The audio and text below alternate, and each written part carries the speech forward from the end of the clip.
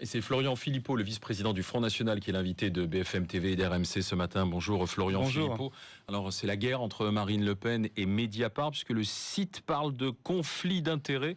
Parce que Marine Le Pen, présidente du Front National, a utilisé son enveloppe d'eurodéputé pour vous, salariés, ainsi que Louis Alliot, en contrevenant, dit le site, au règlement du Parlement européen. Vrai ou faux ? Faux alors ? Faux. Totalement faux. D'ailleurs, Mediapart croit toujours faire de la mousse et un scoop à partir de rien, puisqu'il se fonde sur un simple échange de lettres qui date d'il y a 1 an entre Marine Le Pen et le Parlement européen, qui a été réglé. Il n'y a absolument rien d'illégal. C'est pour ça d'ailleurs que Marine Le Pen attaque Mediapart très légitimement en diffamation. Bien évidemment, moi j'ai été en contrat seulement quelques mois et c'était de manière parfaitement claire et légale. Quant à Louis Alliot, je voudrais quand même rappeler qu'il était assistant... Le compagnon de Marine Le Pen. Oui, Louis mais il Alliot. était d'abord au Front National. Je veux dire, il était déjà assistant parlementaire de Marine Le Pen en 2004, bien avant d'être avec Marine Le Pen. Alors qu'est-ce qu'il faudrait faire ensuite ? Le mettre à la rue ? Il n'aurait plus le droit de travailler parce que sous prétexte qu'il est avec Marine Le Pen. Je veux dire, ça n'a pas de sens et tout le monde le sait bien. Voilà, les Français sont pas dupes de ces petites manipulations permanentes. Mais parce qu'il s'agit de faire de la mousse à partir de rien, pour éviter qu'on entende Marine Le Pen et le Front National sur le fond des sujets, sur nos propositions, sur notre projet, sur le livret A, sur l'insécurité, sur le chômage, sur l'Europe, etc. etc. Oui, mais attendez. Marine Le Pen qui se veut comme la candidate ou celle qui est anti-système, finalement, elle fait comme bon nombre d'autres élus. Elle salarie des cadres de son parti. Alors même si ce n'est pas illégal vis-à-vis des textes du Parlement européen, pour les Français, on se dit, tiens, finalement, elle fait comme les autres. C'est les petits copains, c'est son compagnon. Non, parce qu'elle n'a pas fait venir son compagnon. Vous voyez, c'est toute la différence avec le système. C'est devenu son compagnon, elle aurait pu se dire, ce serait peut-être une erreur. Elle le licencie, elle le met à la rue sous prétexte que c'est quelqu'un d'autre. Oui, mais alors il serait employé au Front National. Ça revient strictement au même. C'est quand même de l'argent public, je vous le dis de toute façon. Donc ce serait encore plus hypocrite. Non, ça n'a absolument aucun sens. Et elle emploie déjà évidemment d'autres personnes. Vous savez, on est le parti de la méritocratie en interne. J'en suis moi la preuve vivante. Ils m'ont confié. Soyez-le en externe à ce moment-là. Mais soyez-le en externe. On l'est pour la France. On l'est pour la France parce qu'on veut remettre en place la méritocratie républicaine. Pourrait très bien avoir, par exemple, pourquoi pas des jeunes hors Front National qu'elle emploierait. Mais on a beaucoup d'employés qui sont du Front National et en dehors au Front National. Moi, ils m'ont confié la vice-présidence du parti à 30 ans. Tiens, par exemple, vous, quel est votre métier, Florian Philippot ? Moi, je suis haut fonctionnaire en disponibilité du ministère de l'Intérieur et je suis aujourd'hui salarié du Front National. Voilà.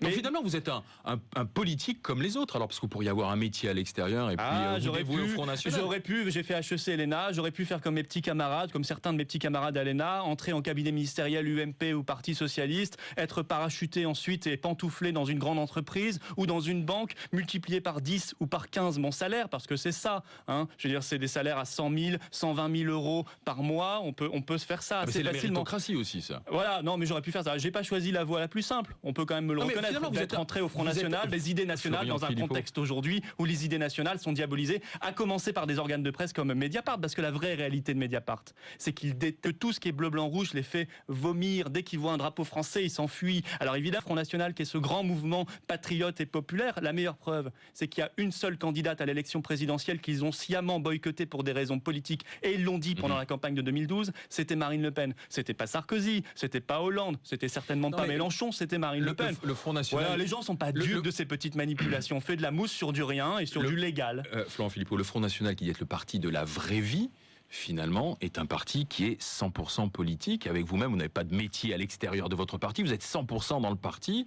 Marine Le Pen, l'héritière... Je suis vice-président du parti. Oui, non, mais d'accord. Mais vous êtes 100% immergé dans le Front National. Marine Le Pen n'est pas l'héritière, elle a été élue par les adhérents. Oui, enfin, il vaut mieux s'appeler Marine Le Pen pour être élue par les adhérents à ce moment-là. Élue par les adhérents, excusez-moi. On n'est pas, nous, au moins, dans l'espèce de guerre des chefs permanente à l'UMP. Est-ce que c'est pas finalement l'oligarchie ? l'UMP, ils sont pas numéro 1. Finalement, le Front National, c'est de l'oligarchie. C'est une présidente qui travaille avec deux de ses proches, Florian Philippot et son compagnon, alors je vous invite, instant et toute occasion. Alors c'est la période des stages, là l'été, venez faire un petit stage au Front National, on vous fera une convention et vous verrez que ça fonctionne absolument pas comme ça, bien évidemment, et les Français le savent, on a des équipes au travail, on a aujourd'hui 580 têtes de liste pour les municipales qui sont déjà désignées par la commission d'investiture, qui sont au travail, on va faire des scores absolument formidables parce qu'il faut changer la vie des Français, il faut leur proposer une autre politique. Voilà, alors les Français ont compris que ces petites manips, c'était pour faire du vent. L'histoire de Mediapart, c'est de la manip. Évidemment, mais c'est toujours pareil. Et il faut toujours qu'on parle du front sous un angle polémique parce qu'on veut pas qu'on parle de son projet et de ses idées parce que ces idées, elles sont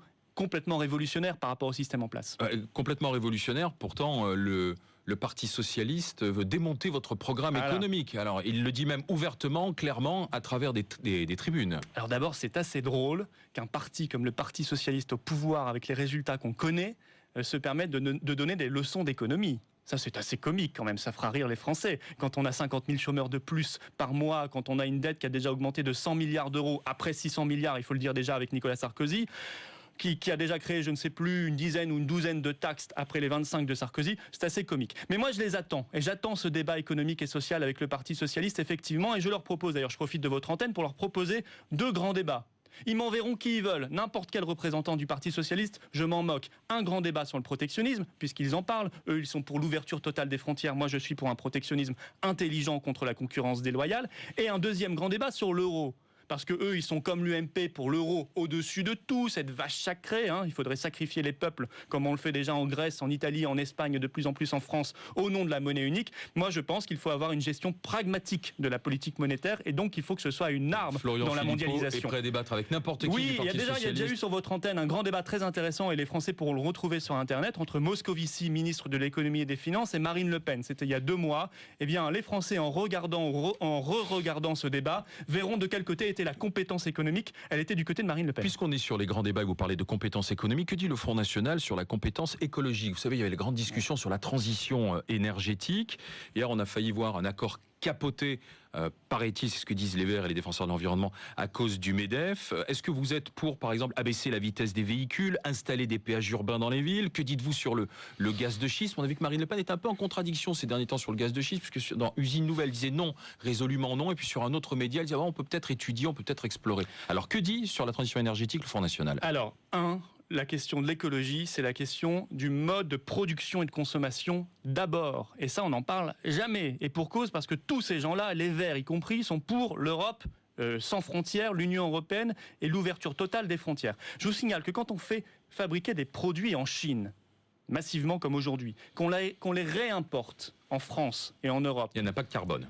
Il y a déjà un impact carbone, il y a du transport effectivement massif. Elle est là la principale source de pollution. Sans compter qu'en Chine, on fabrique sans aucune norme environnementale, donc on détruit encore plus la planète. Et ensuite, on va retraiter nos produits usagés en Afrique, dans les poubelles de la terre et les poubelles de l'océan. Donc produisons chez nous, faisons du Made in France. Faisons de la relocalisation de la production. Plus on va raccourcir les circuits de production et de consommation, plus on consommera près des lieux de production, que ce soit l'agriculture, l'agroalimentaire ou l'industrie, eh bien moins on fera de production. La vraie écologie, elle est là. C'est pour ça qu'on est le vrai parti vert, le vrai parti écolo, c'est bien nous, quand on est national, on est en même temps écolo. Quelle est la place de la voiture en ville? Est-ce que vous êtes pour abaisser ça c'est l'autre revers. Il y a la vraie écologie, je vous dis, sérieuse, cohérente, Est-ce qu'on abaisse la vie de route? Il y a taper sur l'automobiliste comme on ne cesse de faire. On crée des taxes, on crée des péages, on abaisse les limites sans arrêt de vitesse, etc. Et ça ne sert strictement à rien, si ce n'est à aller chercher de l'argent dans le portefeuille de ceux qui ne peuvent pas se plaindre. On a moins de morts sur les routes grâce au radar automatique. Non, les radars automatiques, ils ne sont pas mis sur les lieux accidentogènes ou dangereux, ils sont mis sur les lieux rentables. Et les Français s'en sont rendus compte. Largement en dessous de 4000 morts sur les routes, ça n'a cessé de baisser. Tant mieux, mais on sait bien que c'est largement l'équipement des voitures, on sait que c'est largement l'état des routes. C'est pas la peur du radar et la peur du gendarme. Moi, je veux dire, aujourd'hui, si on veut encore baisser le nombre d'accidents sur la route, il faut réinvestir dans l'équipement des routes, notamment remettre de l'éclairage, et puis s'intéresser à la question des motards. Parce qu'aujourd'hui, la cohabitation entre 2 roues et 4 roues est compliquée. Alors, il faut aider les motards. Par exemple, ils demandent depuis des années que s'ils achètent des produits de sécurité, qu'ils investissent dans les équipements de sécurité, ce soit déduit de leur assurance. Eh bien oui, il faut mettre en place cette mesure-là. C'est une mesure de bon sens qui aura un effet immédiat. Mais taper sur ceux qui ne peuvent pas se plaindre, c'est très facile et ça ne fait pas réduire l'insécurité routière. Gaz de schiste, on explore, oui ou non? On tente de nouvelles techniques, oui ou non? Pour l'instant, on n'a pas de méthode écolo pour explorer. Non, mais on continue les recherches. Il faut explorer il ne faut pas être dogmatique sur ce sujet-là. Moi, je déteste le terrorisme ou le dogmatisme intellectuel. Il faut continuer la recherche. Si on a une recherche plus écolo, on explore. Et en tout cas, entre-temps, on peut déjà explorer le gaz de houille.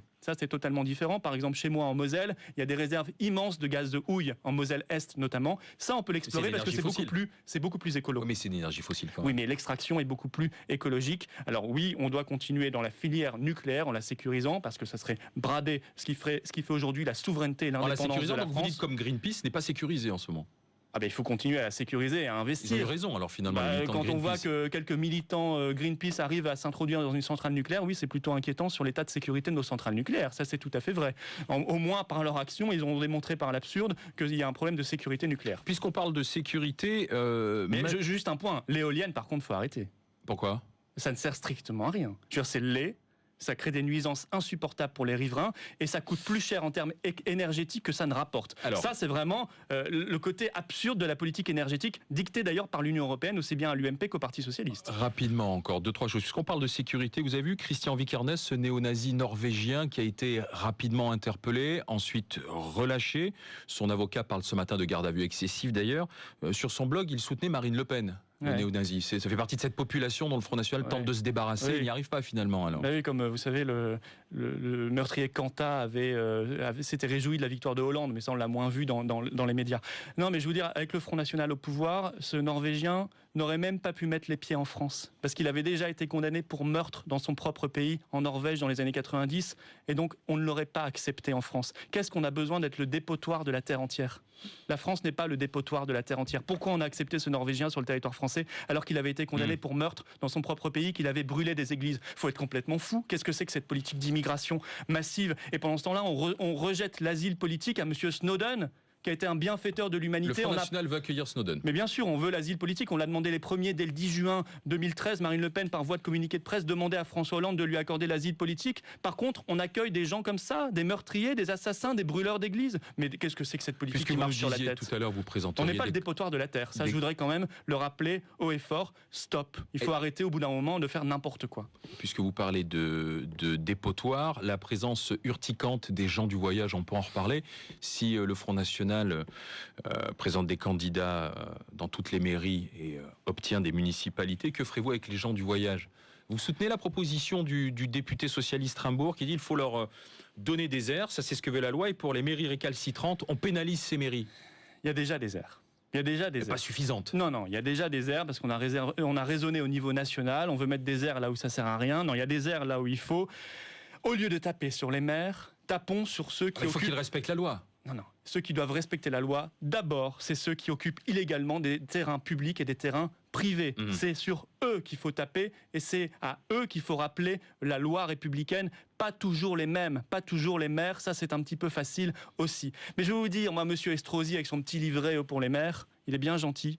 Mais que fera-t-il avec son petit livret ? Il ira à la frontière le 1er janvier 2014, quand on va ouvrir totalement les frontières avec la Roumanie, la Bulgarie et donc attendez, avec les gens les du Roms. voyage, ils ont des cartes d'identité françaises. Non, mais il y a les gens du voyage. Là, on parle des gens du voyage. On parle des gens du voyage. Je sais bien, d'accord, mais c'est lié. C'est lié. Vous savez pourquoi ? Parce que les gens du voyage français vont être eux aussi complètement dépassés par les événements à partir du 1er janvier 2014, quand on va ouvrir totalement les frontières avec la Roumanie et la Bulgarie à cause de l'Union européenne, et donc avec les 12 millions de Roms qui s'y trouvent, même les gens du voyage français vont être submergés, et on voit bien qu'aujourd'hui le problème qui se pose principal, c'est le problème des campements et des bidonvilles illégaux roms, qui sont des clandestins. Il nous reste 45 secondes, vous serez devant votre télévision mardi prochain pour la nouvelle audition de Jérôme Cahuzac par la commission parlementaire. Bien sûr. J'ai suivi cette commission qui est quand même, il faut le dire, un vaste théâtre. Est-ce que François Hollande est la personne la mieux informée de cette affaire, comme le dit Charles de Courson, le président de la commission ? Non mais attendez, on n'a pas eu besoin de Charles de Courson, d'une commission, c'est absolument évident qu'il est informé. Moi j'ai toujours dit, soit il est Pinocchio, soit il est Bécassine. S'il n'est pas informé, c'est qu'il est Bécassine. Un président de la République qui ne connaîtrait pas ce genre d'informations, c'est absolument extravagant. Soit il est Pinocchio, il a menti depuis le départ, donc il est plutôt Pinocchio. Donc menteur, la loi devrait pouvoir permettre d'entendre le président de la République aujourd'hui sur cette affaire. Non, mais il aurait dû, depuis le départ, dissoudre l'Assemblée nationale pour sortir par le haut, de manière politique, de cette crise. Vous partez en vacances ? Je vais partir un petit peu plus tard, oui. Vous partez où ? Parce que c'est la transparence, vous avez vu, les ministres disent où ils partent, ils restent en France pour être mobilisables. Voilà, je vais partir en France et un petit peu aussi à Barcelone. Merci Florian Philippot, vice-président du Front National, merci d'avoir été en direct sur RMC et BFM TV. Bonne journée à tous.